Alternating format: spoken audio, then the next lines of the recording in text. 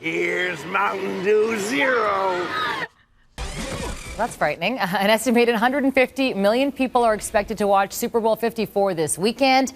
And of course, advertisers, this is a big day for them. They're going to spend $5.6 million US just to air a 30-second commercial during the big game. And typically companies will spend even more money making that ad. So it's quite costly, but does it work? The Kansas City Chiefs and San Francisco 49ers aren't the only ones with a lot on the line on Super Bowl Sunday. As we mentioned, advertisers literally have millions and millions of dollars riding on it. Joining me now is Joe Peters. He is Senior Vice President at Strategy at MiQ, a marketing intelligence company. Thanks so much for being here. Thank you for having us. All right, so are Super Bowl ads, are they as coveted as they used to be, or even more? Yeah, for sure. I mean, it's the biggest televised event or biggest watched event across North America. You've got over 100 million people in the US. You've got millions of people here in Canada tuning in some cases, to watch the ads themselves. So there's a massive coveted for the brands themselves to be in that TV slot. Yeah, I'm definitely in that demographic. The ads are kind of more important at halftime than the actual game. What sort of ads can we expect to see, or what are you seeing this year? Yeah, well, we've been teased some of the ads through social media. So there's been a few teasers of exactly what we would expect in the event itself, but there's going to be the big, flashy, consumer-facing brands, celebrity endorsements, humour, topical, maybe a bit of a social cause as well, a bit more sentimental in effect. Right. And in the US, they've obviously got the presidential race afoot. So there's Donald Trump. Oh yeah, the there's ads, the other side of the democratic side of things as well going there.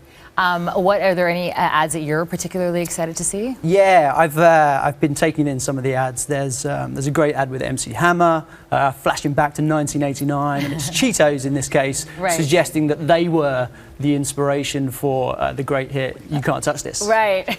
Okay, well that's going to be a good one, and definitely going to bring us back in time. We're looking at it right now. How do advertisers gauge the impact of their ads? Yeah, so advertisers have got the opportunity to really understand how consumers are reacting online to their ads. There's obviously multiple screens in effect during the event, post-event. So brands will be looking at how much the consumers are talking about their ads, what they were talking about their ads, how much they're actually viewing their ads thereafter. So there's a whole host of metrics that brands can use to understand the impacts they've had. Yeah. Right. How invested is the Canadian audience? Because there's a chance we're not going to see some of these ads, right? No, for sure. I mean, Budweiser and Uber are doing an ad which is super cool, which will be televised here in Canada. Okay.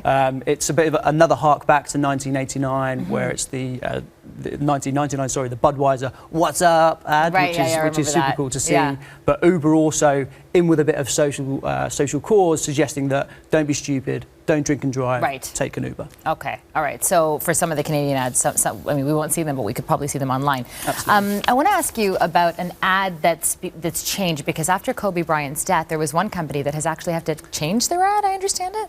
Yeah, so Planters have probably taken the right choice really to pull an ad.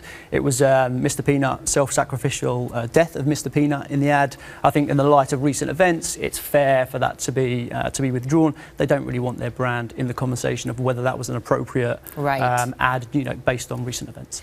That would cost a lot of money, though, wouldn't it, to pull an ad like that? For sure, but I think ultimately it's probably the right call. Right. Okay. Great. Well, we are going to be watching that, and I guess for you, I mean, this is a big day for you and for all advertisers too, looking at these type of ads. Do you get ideas from these type of ads, or do other companies? Sure. Yeah, it's a really good opportunity, especially in digital, which our company is really focused in, to be reactionary. So you can actually start to react to the event itself.